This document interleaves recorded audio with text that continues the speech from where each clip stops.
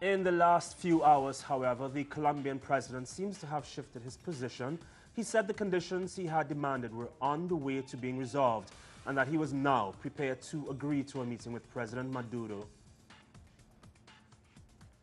Reitero que estoy dispuesto a I reunirme con repeat, el I am presidente ready Maduro to meet President para que Maduro so we can tomemos take decisions and decisiones find y concrete ways to make the border encontremos open and free of soluciones crime. concretas We are not que going to meet permitan just for the tener una photo, frontera to shake hands sana and y let things abierta. go on in the same way. No solamente The humanitarian vamos a conditions are being reunirnos met, para and I again tomarnos thank una Ecuador foto, and Uruguay for their darnos la support. mano y que todo siga igual.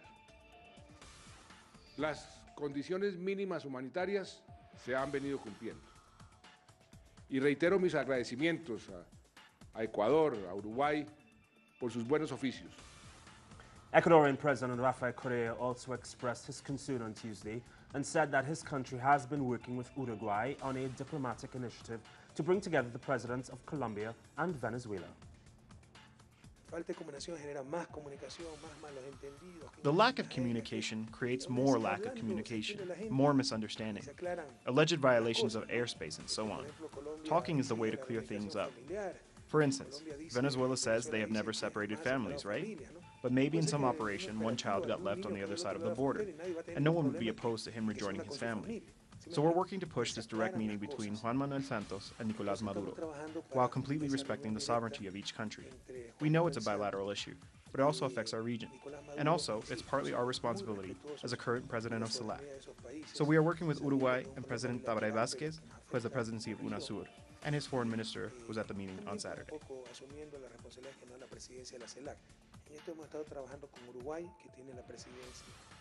Live now to Bogota and our correspondent Natalia Margarita. Natalia, are you there with us? Yeah. Great. Natalia, this morning President Santos said his conditions were being met and that he is now ready to meet President Maduro, possibly next Monday. What are these conditions, and does this signify a change of position by the Colombian government? Yeah, Regan. Well, in fact, he said that the minimum humanitarian are being met, and the minimum humanitarian conditions refer to a humanitarian corridor so that both children and workers can move from one side of the border to the other to develop their activities. And that's what Santos referred to by saying that these conditions are being met.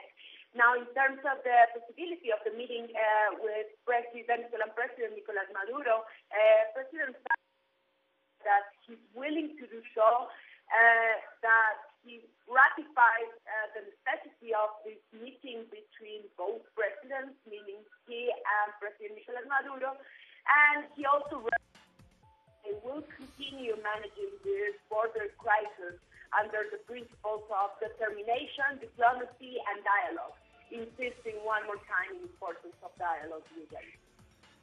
Now, this has been such a contentious issue of the past weeks, months even. What are the expectations there in Colombia for a possible meeting between the two presidents? Well, following after two meetings that were held between both foreign affairs ministers, meaning Delcy Rodriguez and Maria Ángela Holguín, many social and political analysts here have been insisting that now it is time enough for both presidents to meet.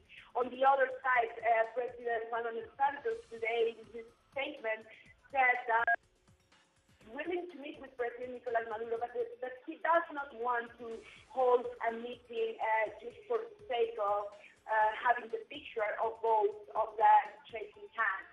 That he is willing to meet, but under a concrete agenda that could let both heads of state to concrete solutions so that we can have again a border open. Natalia, we know that countries in the region, such as Ecuador and Uruguay, as well as regional bodies, CELAC and UNASUR, have been helping to create an environment for discussion between Venezuela and Colombia. Do you think this at all has been important in the region? In fact, President Juan Manuel-Santos this morning acknowledged the significant role that both Ecuador and Uruguay have been playing to generate these minimum conditions for a dialogue between Juan Manuel Santos, I mean. He acknowledged that important role. He publicly thanked both countries, Ecuador and Uruguay, and he also confirmed that this same morning he spoke directly with Ecuadorian President Rafael Correa, and he asked him to continue to strengthen efforts so that this body will be solved. He didn't make any reference to UNASUR and SOLAC, but indeed he explicitly referred to the important roles of both Ecuador and Uruguay. Natalia, thanks as usual for those updates. It's great to have you on the ground. We will chat with you another time. Thanks again.